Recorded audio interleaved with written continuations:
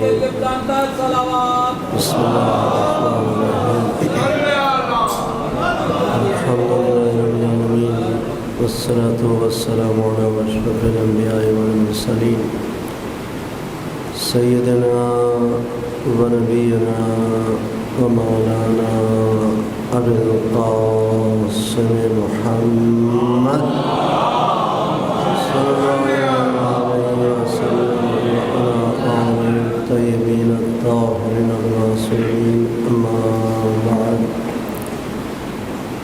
فقد قال اللہ تعالی فی کتابہ المجید وفرقانہ الحمید وقوله الحق بسم اللہ الرحمن الرحیم رب اشرح لی صدری ویسر لی امری واحلل عقدۃ من لسانی یفقهوا قولی صلوات محمد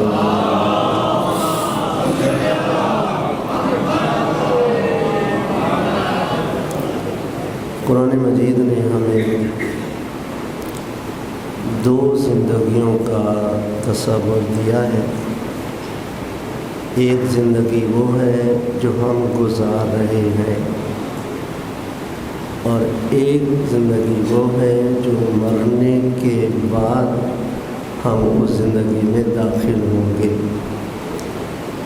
جب ہم دوسری زندگی میں داخل ہوں گے تو اس کو آخرت کہتے ہیں، بعد والی زندگی کو آخرت کا نام دیا گیا ہے، اور قرآن مجید میں کہا گیا ہے کہ وَالْآخِرَةُ خَيْرٌ وَأَبْقَىٰ، کہ جو تمہاری دوسری دنیا ہے نا، جس دنیا میں تم جانا چاہتے ہو، وہ اچھی بھی ہے اور باقی رہنے والی بھی ہے۔ تو گویا کہ ہم دو زندگیوں کا تصور اپنی زندگی میں رکھیں، ایک یہ دنیا ہے اور ایک آخرت کی ہے، اور آخرت کو بہتر کہا گیا ہے۔ صلوات بھیجیے محمد۔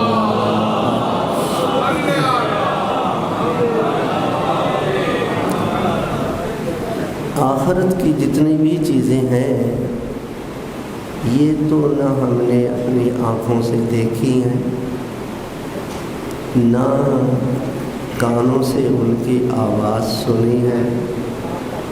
آخرت کی جو بھی چیز ہے ہم نے نہ دیکھی نہ سنی، کچھ نہیں، البتہ مولا کائنات امیر المومنین علی بن السلام ہمیں اس متوجہ فرماتے ہیں کہ جو سننے میں اچھی لگے وہ دیکھنے میں کتنی اچھی لگے گی، جو سننے میں اچھی لگے وہ دیکھنے میں کتنی اچھی لگے گی۔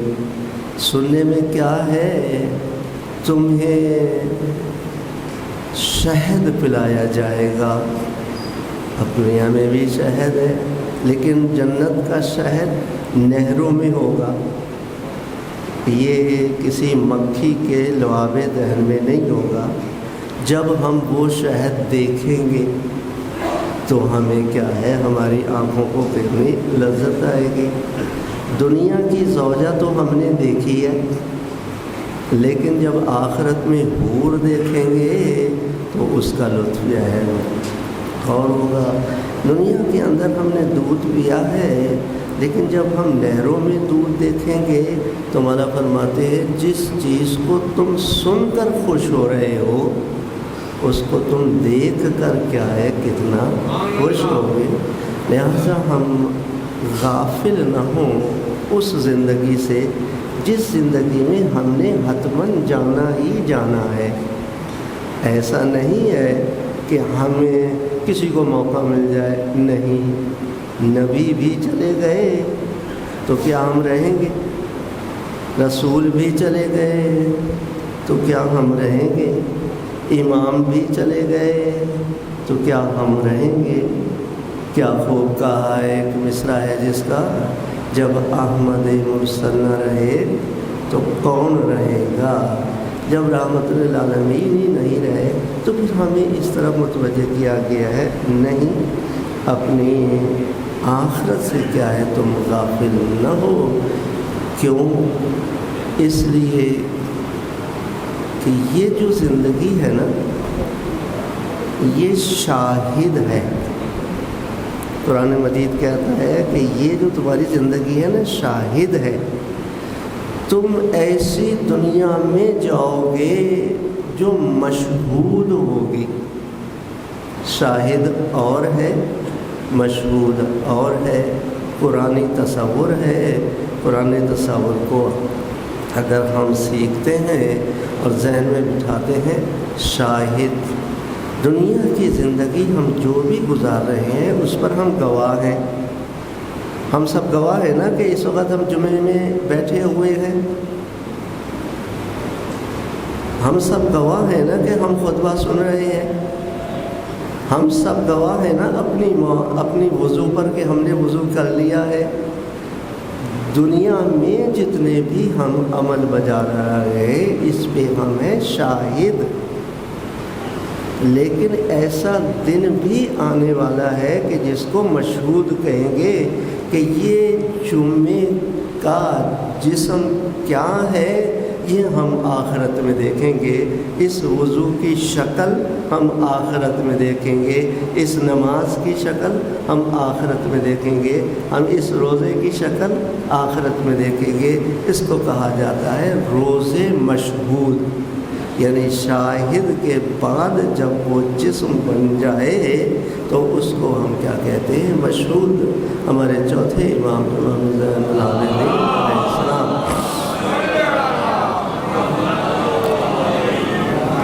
ہمیں اس طرف متوجہ کرتے ہیں، ایھا الناس۔ یہاں خطاب شیعوں سے نہیں ہے، یہاں خطاب مکتب جعفریہ سے نہیں ہے، یہاں کسی فرقے سے نہیں ہے۔ یا ایھا الناس، اے لوگو دیکھو ہماری بات مان لو گے، کیونکہ ہم اپنی طرف سے تو کچھ کہتے نہیں ہیں۔ رسول تو کہتے تھے وحی کے ذریعے سے، ہم اللہ کی طرف سے رسول کے قول کے بھی پابند ہیں اور ہم قرآن کے بھی پابند ہیں۔ ایک دن آئے گا اور انشاءاللہ آئے گا کہ تمہیں صفات کے آئینے میں اٹھایا جائے گا، تمہیں صفات کے آئینے میں اٹھایا جائے گا، انسان کی شکل میں نہیں اٹھایا جائے گا۔ کبھی یہ کہیں جی زیدی صاحب کی شکل یہ ہے، فلاں کی شکل یہ ہے، فلاں، ایسی بات نہیں ہے۔ جتنے بھی یہاں پر بیٹھے ہوئے ہیں کوئی بھی انسان کی شکل میں نہیں اٹھیں گے، کردار کی شکل میں اٹھیں گے۔ بہت بڑی بات ہے، شکل اور ہوتی ہے، کردار اور ہوتا ہے۔ اپنے کردار سے اپنی شکلوں کو بنائیں، نہ یہ کہ ہم فخر کرتے رہیں ہم انسان ہیں، بڑے خوبصورت ہیں، اب بڑے یہ ہیں۔ نہیں نہیں نہیں، اگر یہی خوبصورتی دیکھنی ہے تو قبرستانوں میں جا کر دیکھ لو، دفن ہے نا، بہتر سے بہتر، حسین سے حسین تر دفن ہے یا نہیں؟ اس کا مطلب کیا ہوا کہ نہیں، مولا فرماتے ہیں کہ تمہیں کردار کے آئینے میں اٹھایا جائے گا۔ اب میں اپنا کردار آخرت کے لحاظ سے رکھوں، آپ اپنا کردار آخرت کے لحاظ سے رکھیں۔ اور آخرت کا کردار بنائے گا کون؟ ہمیشہ مجسمہ کون بناتا ہے؟ مجسمہ وہی بناتا ہے نا جو مجسمہ ساز ہوتا ہے۔ ہماری کردار سازی کے لیے سب سے پہلے ہے تو خدا کی ذات، کہ وہ ہمارے کردار سازی کر رہی ہے۔ کیسے کردار سازی کر رہی ہے؟ علم دے کر بھی، عمل دے کر بھی۔ علم کیا نازل ہو رہا ہے؟ قرآن، یہ قرآن ہے کردار سازی کے لیے۔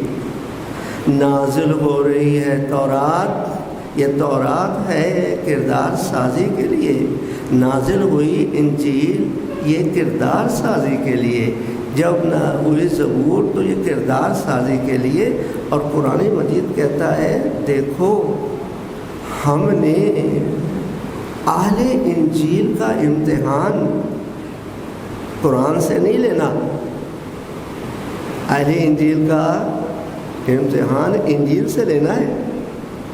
ہم نے تورات والوں کا امتحان تورات والوں سے لینا ہے، ہم نے قرآن سے نہیں لینا۔ بس جو تمہارے درمیان کتاب تمہاری تربیت کے لیے آئی وہی تمہارا سلیبس ہے، آؤٹ آف کورس ہم بات نہیں کریں گے یا اللہ یہ تو قرآن مجید ہمارے زمانے میں نازل ہی نہیں ہوا تھا۔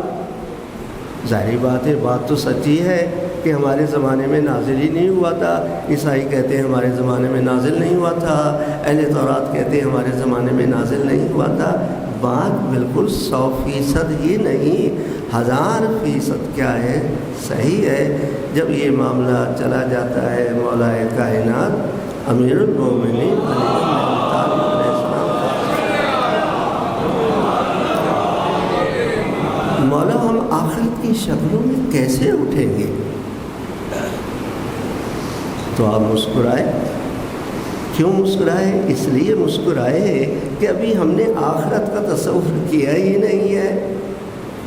کہا دیکھو تمہاری دنیا میں مغرور بھی رہتے ہیں، جو دنیا سے دھوکہ کھا جائے اس کو کہتے ہیں مغرور۔ غرض سے مطلب دھوکہ، جو دنیا سے دھوکہ کھا جائے اس کو کہتے ہیں مغرور۔ اور جس کے پاس دنیا آ جائے اور اپنے آپ کو بلند سمجھے اس کو کہتے ہیں متکبر۔ تو تکبر اور ہوتا ہے، غرور اور ہوتا ہے۔ بس میرے پاس پیسہ آ گیا، غرور آ گیا۔ کیا مطلب ہوا؟ پیسے نے مجھے دھوکہ دے دیا۔ میرے پاس حسن آ گیا، غرور آ گیا، یعنی میرے حسن نے مجھے کیا کر دیا؟ دھوکہ دے دیا۔ میرے پاس اقتدار آ گیا، مجھے غرور آ گیا، اقتدار نے مجھے کیا کر دیا؟ دھوکہ دے دیا۔ تو ایک اصول سامنے آیا کہ دنیا سے دھوکہ نہ کھانا۔ اس دنیا میں ایسے لوگ بھی ہیں جو دنیا سے دھوکہ کھا کر نہیں گئے بلکہ دنیا کے آنکھوں میں آنکھیں ڈال کر گئے ہیں۔ تمہارے پاس بھی دنیا ہے، قارون کے پاس بھی دنیا تھی۔ جب قارون کے پاس دنیا تھی تو خداوند تعالیٰ نے اس کے خزانوں کا تعارف نہیں کرایا کہ اس کے پاس اتنے خزانے تھے، بلکہ خزانوں کی جو چابیاں تھیں نا ان چابیوں کا تعارف کرایا ہے کہ اتنی چابیاں تھیں کہ پہلوان حضرات ان گچھوں کو اٹھاتے تھے۔ جن کی چابیوں کا یہ وزن ہو تو ان کے خزانوں کا کیا وزن ہوگا؟ کہا نہیں، مغرور لوگوں کی دنیا، جب آخرت میں جاؤ گے تو مغرور لوگ کیسے آخرت میں اٹھیں گے؟ اور تکبر والے کیا؟ تکبر والا یہ کہ اس میں کیا تم نے قرآن کا مطالعہ کیا ہے؟ فرعون کی زندگی کی اسٹڈی کی ہے؟ فرعون کے حالات زندگی کو دیکھا ہے؟ وہ باقاعدہ اتنا تکبر کرتا تھا کہ جو جملہ اللہ کے لیے استعمال ہوتا تھا وہی وہ اپنے لیے استعمال کرتا تھا۔ انا ربکم الاعلی، یہ تو ہم سجدے میں جا کر پڑھتے ہیں سبحان ربی الاعلی و بحمدہ، لیکن اقتدار نے اس کو اتنا پست کر دیا تھا، اتنا پست، اتنا لیول اس کا نیچے آ گیا تھا۔ انا ربکم الاعلی۔ جب حضرت موسیٰ کی فتح ہوئی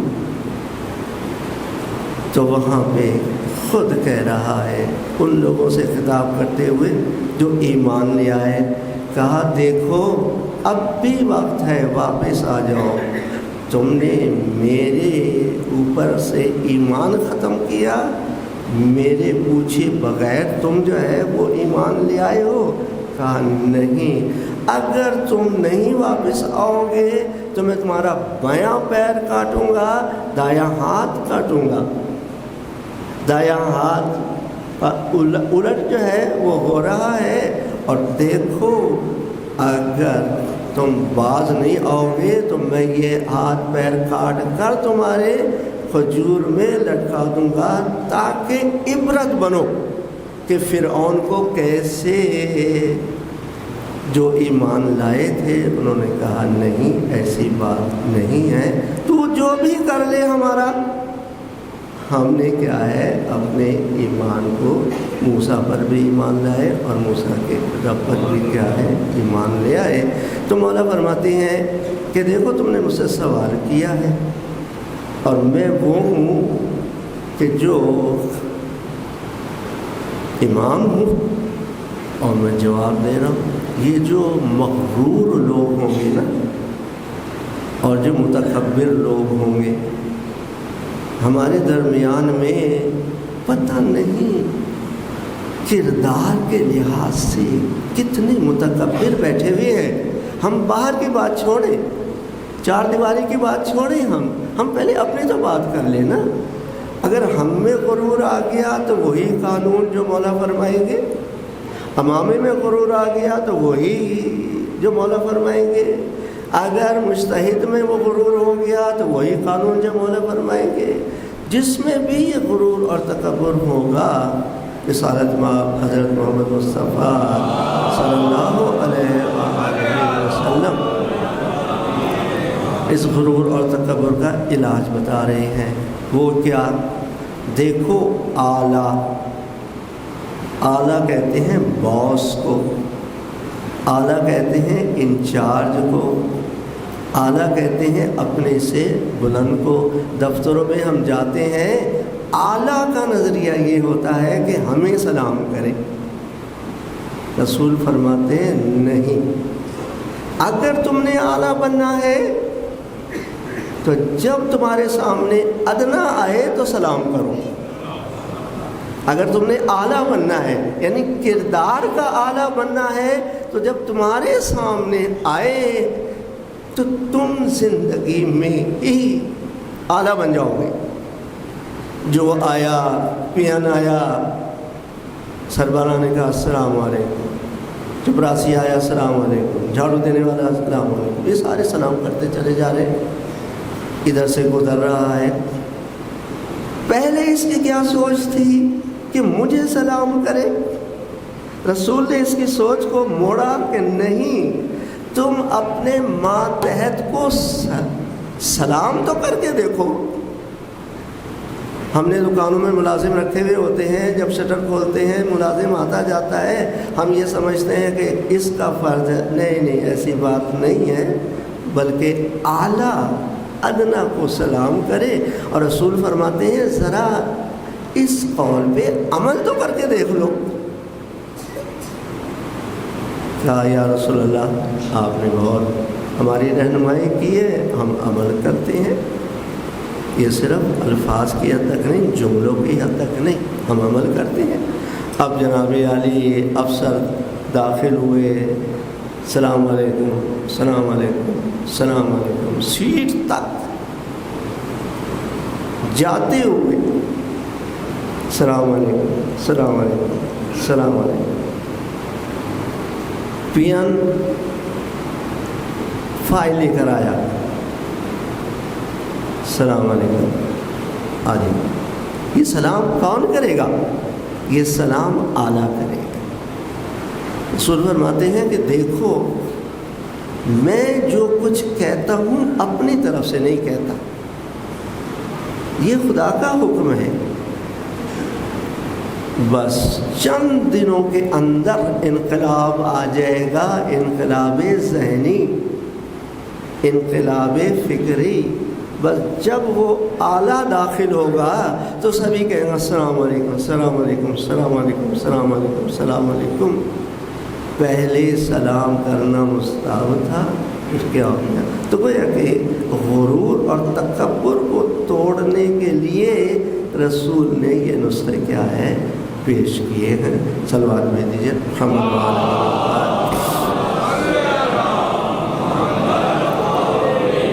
تو ہم